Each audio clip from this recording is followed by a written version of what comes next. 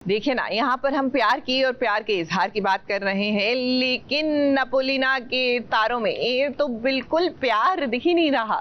बल्कि अपोलिना तो जिस तरह श्लोक पर भड़क रही है, तो वैलेंटाइंस का तो कोई असर इन पे हो ही नहीं रहा। बल्कि हमें तो ऐसा लगता है कि जब तक अब अपोलिना चांद पर नहीं पहुंच जाएंगी, ये अपनी भड़ास जो है ना, दिल का गुब्बार जो है, वो श्लोक पर ही निकालेंगी।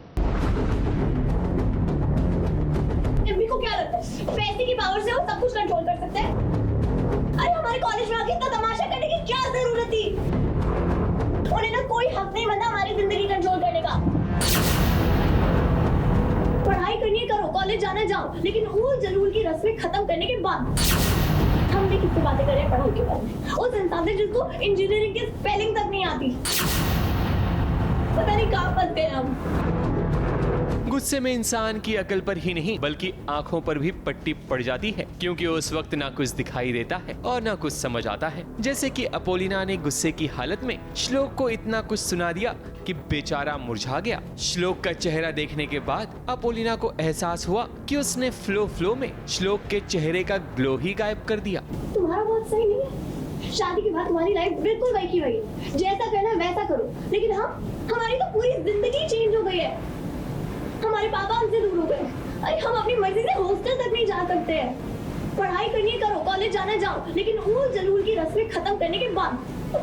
और अगर इतना सारा तमाशा जैसे आज हुआ रोज होता रहेगा, तो हमारा पढ़ाई में ध्यान कैसे लगेगा? ये सोचा किसी ने?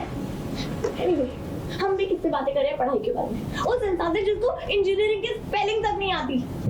सच में तुम्हारे पापा ने तुम्हारी और हमारी शादी क्यों कराई, हमारे समझ नहीं आता है। ये डील करके ना फंस गए हम। अगर हमारी मजबूरी नहीं होती ना, तो हम इस घर में तो क्या, तुम्हारे साथ एक पल इस कमरे में तो क्या, तुम्हारे साथ भी नहीं रहते।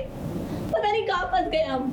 बात दरअसल ये है कि अपोलिना हॉस्टल में रहना चाहती थी ताकि वो अपनी पढ़ाई पूरी कर सके। उसे इस घर में काफी डिस्टरबेंस होता है, जिसके कारण ही वो हॉस्टल जाना चाहती थी। मगर अपोलिना सुबह गई और शाम तक घर वापस आ गई, जिसके कारण उसका पारा हाई हो गया और इसी के चलते उसने श्लोक को भी भला बुरा कह दिया। गुस्से से लाल पीला श्लोक तो अपोलिना की माफी भी नहीं सुनना चाहता। तुम क्या कर रहे हो? बात तो सुनो हमारी, धीरे करो इसे। हमें कोई सफाई देने की जरूरत नहीं है। हमें तो इंजीनियरिंग के स्पेलिंग भी नहीं आता। ENGINEERNG, ये तो जादू से हमारे मुंह से निकल गया। उसको बुरा ये लगा क्योंकि उसने ये कहा कि तुम भी वो लाइन बोलती है कि तुम्हें तो इंजीनियरिंग के स्पेलिंग भी नहीं आते, तो मेरी शादी किससे करा दी एमपी ने, मतलब मेरी तो ज़िंदगी बर्बाद हो गई। तो समवे यार श्लोक इज़ ऑल्सो ह्यूमन, उसको ये बुरा लगेगा ही। अगर ऐसी चीज़ जिससे वो एक्सपेक्ट नहीं कर सकता, तो वो उससे जब सुनेगा तो डेफिनेटली उसको बुरा लगेगा ही। तो that's why he is hurt right now.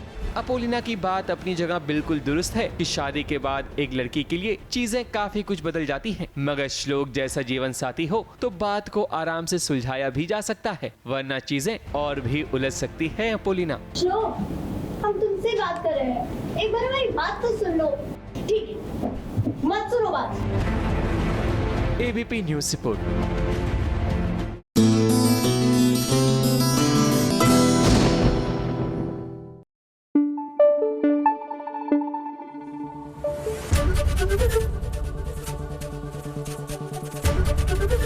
ABP news आपको रखे आगे।